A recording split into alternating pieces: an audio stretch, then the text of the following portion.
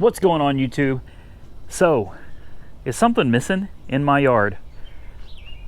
Nothing in the street. We got the Prius looking about as sexy as a Prius can look.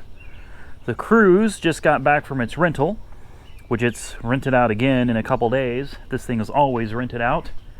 We have the Mustang GT. Last but not least, we have the RX8. Huh. Where is the silver RX8? Good news, guys. I am about to head out to Dallas. Like, as soon as this video is uploaded, I am out of here.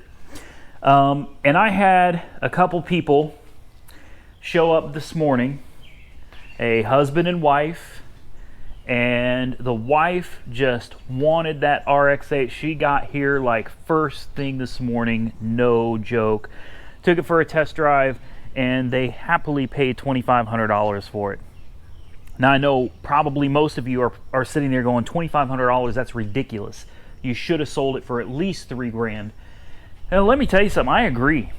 I do, I agree I should have sold it for $3,000.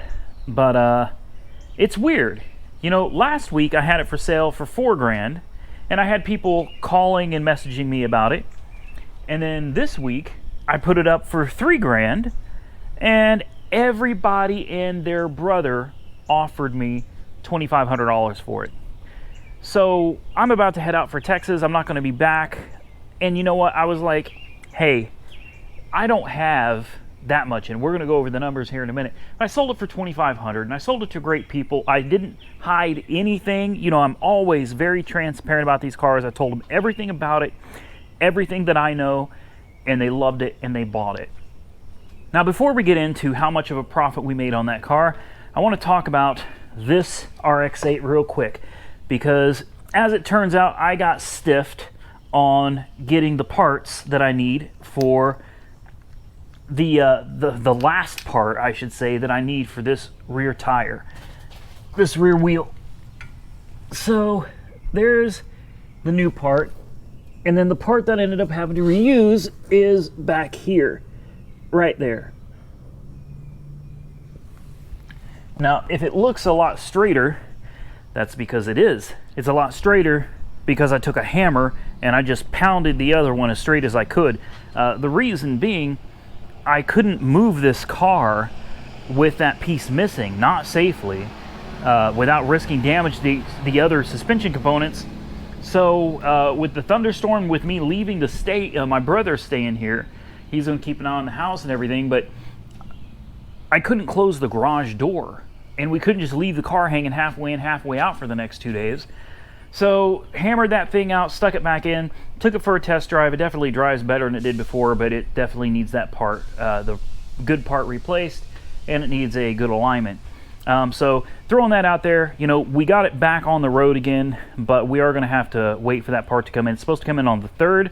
So hopefully we can get that installed on the 3rd, get the alignment on the 3rd, and then come back and talk about that. Now, let's talk about money. All right, so I got my trusty file right here, and we're going to go over what we had invested and what we sold it for. Total investment came out to $1,029.64. We sold it for $2,500, which leaves me with a profit of $1,470.36. That is a great flip. And since these numbers are short, I'll go ahead and go over what we paid. We paid $125 for a battery, $60 for a tow. We paid $178.25 for the tags, title, and license fees. We paid $44.92 at Pull Apart for miscellaneous parts that I sold with the car. We paid $42.75 for miscellaneous supplies for the car at Walmart. We paid $535 for the car out the gate from Copart, and we paid $43.72 at Firestone, and that concludes everything we put into the car. Not a bad flip. That was probably the best flip we've done so far on this channel, and I couldn't be happier about where the car went, who it went to. I love it when you sell a car to somebody that you know is really going to appreciate. When you sell a car to good people, there's some people that came and looked at the car and well, and you know, I got stood up multiple times. And one thing I've noticed when I post my cars on Craigslist, I don't get as much traffic as when I post it to Facebook Marketplace. But on Craigslist, I get stood up a lot less. Typically, people that call and that are interested actually show up to look at the car. On Facebook, it's like 99.9% of the people that get in touch with me don't show up. They tell me they're coming at a certain time. I wait for them. They stand me up. They don't call. They don't text. And then they ignore you when you try to get back to them. Another annoying thing about Facebook Marketplace is you post to like 6 different groups in your area, including the marketplace, and you get a ton of ding, ding, ding, ding, and it's the same question. Is this available? Is this available? Is this available? Is this available? And it's like, and then you respond, yes it is, and then they don't reply back. You can see that they read the message, but they do not reply back. Huge headache. I don't know if I'm ever going to use Facebook Marketplace again. It's really a huge pain in the ass and a huge headache. I think I'm just going to stick to Craigslist.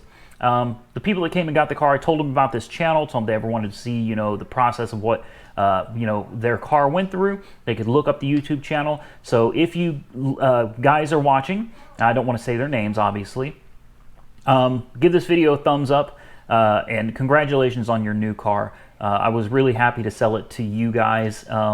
Some of the other people I showed it to, not so much. Really wouldn't have wanted to.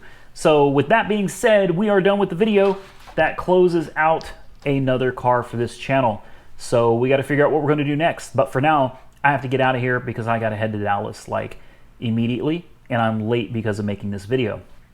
Okay, I'm late because I'm always late, but making this video doesn't help. But I wanted to get this out there for you guys so you could see that we made a profit on the channel again. Haha. All right, for the rest of you, like the video, comment, be sure to subscribe if you're not a subscriber. Don't forget to follow me on Instagram and Twitter and Facebook. And hey, I've got a merchandise store. The link's in the description. Check it out. Get a shirt, get some stickers, something like that. I appreciate it. Helps support the channel. Stay safe out there, everyone. I'll catch you soon in the next one.